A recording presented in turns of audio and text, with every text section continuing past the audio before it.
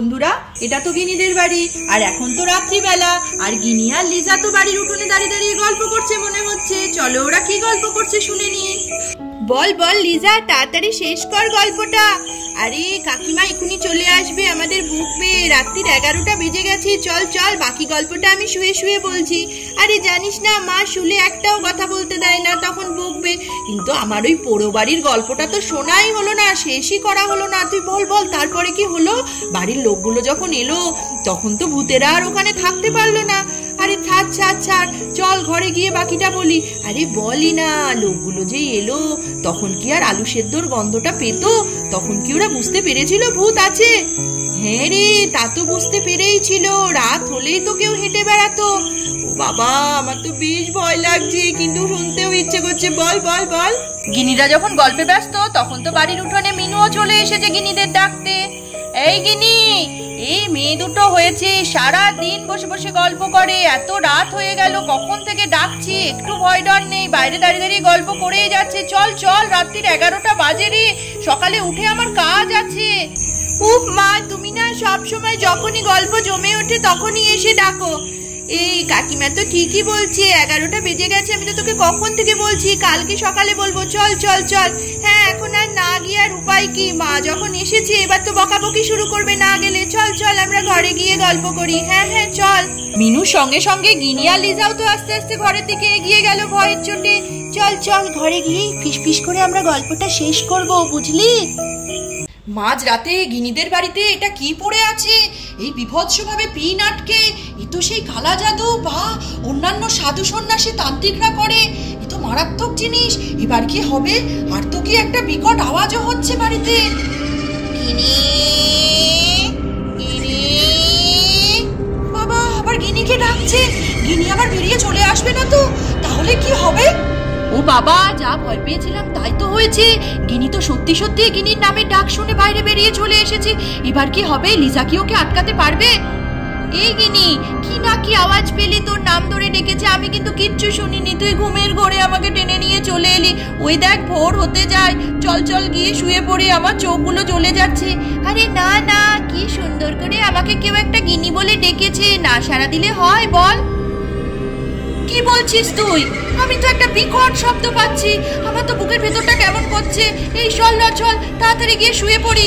আরে খালি শুয়ে পড়ার কথা, রাত্রিরে ওইসব গল্প করেছিস না, তাই ওসব ভুল ধারণা। চল চল, আমাকে কেউ ভালোবেসে ডাকছে, আমি কি না করতে পারি? চল না তুই। ও মেয়েটা যে কি জ্বালায় না। এই বলে গিনি আর লিজা তো আস্তে আস্তে ঘরের বাইরে বেরিয়ে চলে এলো। চল চল দেখি। ও মা, লিজা দেখ, একটা কি সুন্দর পুতুল পড়ে আছে, আমার এটা নিয়ে খেলতে খুব ইচ্ছা করছে। কটা পিন লাগানো, কে যে পিন লাগিয়ে এরকম ফেলে দিয়েছে? পিনগুলোকে খুলে দিলেই খেলতে পারবো। আরে আরে ঘরে চল, এটা তো মারাত্মক জিনিস। তুই জানিস না, কালা জাদু করে তান্ত্রিকরা, সেই সব জিনিস। তুই না আমার কোনো একটা বিপদে ফেলেই ছাড়বি। চল চল ঘরে চল। আরে তুই গেলে যা, আমি পিনগুলো ছাড়িয়ে পুতুলটাকে নিয়ে খেলা করব। হাই ভগবান, গিনি তো এগিয়ে চলে গেল ওটাকে পুতুল ভেবে। আমি কিছুতেই বোঝাতে পারছি না, ওটা তো পুতুল নয়, ওটা তো তান্ত্রিকরা করে, কাউকে বশ করার জন্য, কাউকে মেরে ফেলার জন্য, পাগল করার জন্য। আমি তো বোঝাতে পারবোই না, ও তো আমার কোনো কথাই শুনছে না।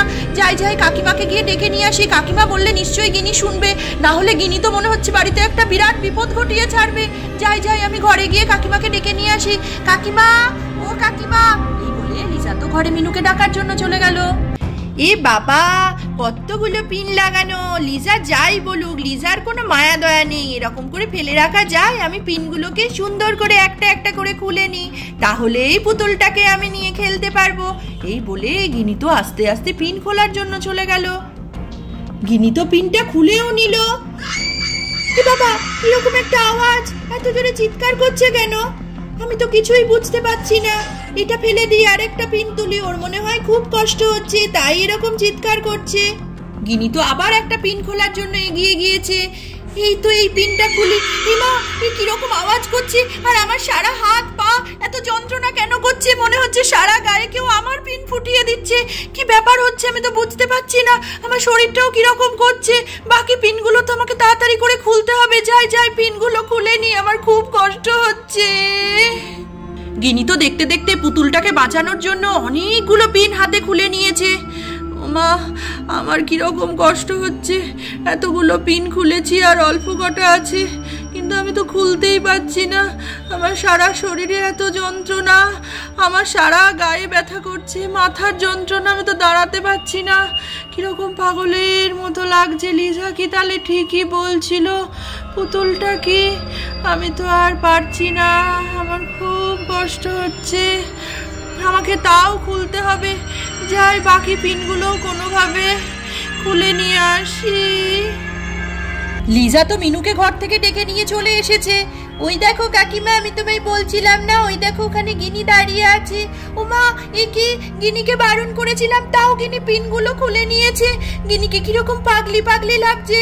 ওমা, তুই এটা কি বলছিস? তুই কেন আটকাসনি? আমি তো বুঝতে পারছি না ওকে কি করে কি থেকে আটকাবো। চুলগুলো খোলা, কিরকম পাগলের মতন, হাতে অতগুলো পিন। কেন লিজা, কেন তুই আটকালি না আমার মেয়েটাকে?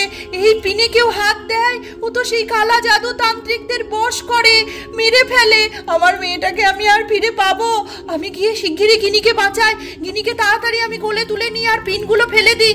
কাকিমা, তাড়াতাড়ি চলো, গিনিকে আমরা তাড়াতাড়ি চেপে ধরে ওখান থেকে সরিয়ে নিয়ে আসি। আর এই পুতুলটাতে আর কেউ হাত দেওয়া ঠিক হবে না। একদম তাই, কেউ হাত দিবি না, তুই তো হাত দিবি না। আমাকে গিনিকে বাঁচাতেই হবে।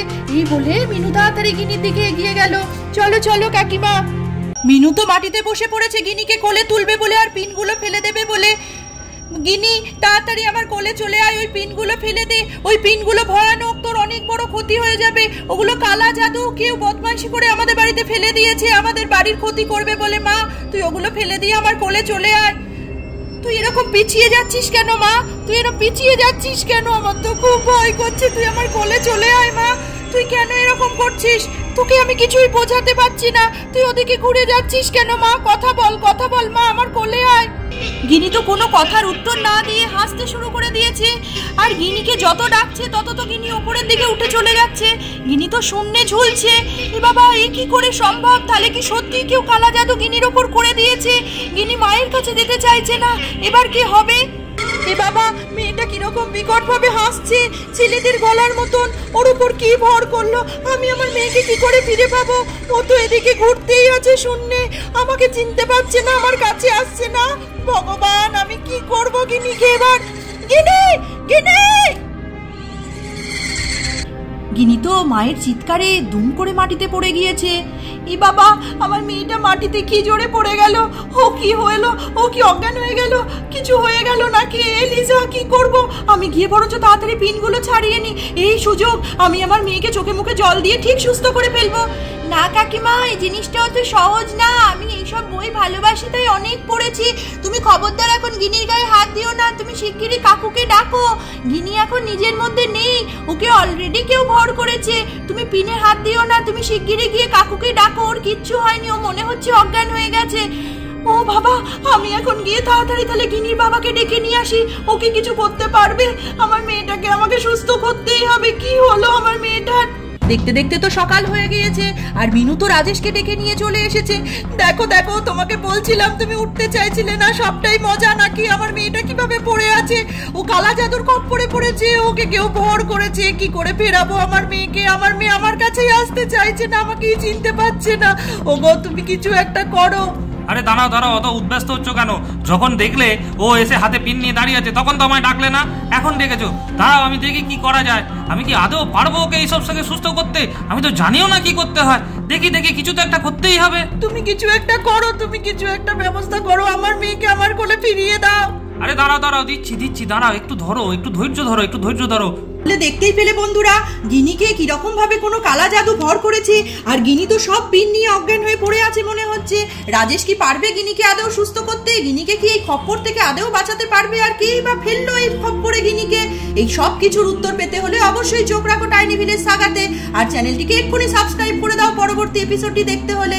আজকের মতন এটুকুই, টাটা বন্ধুরা।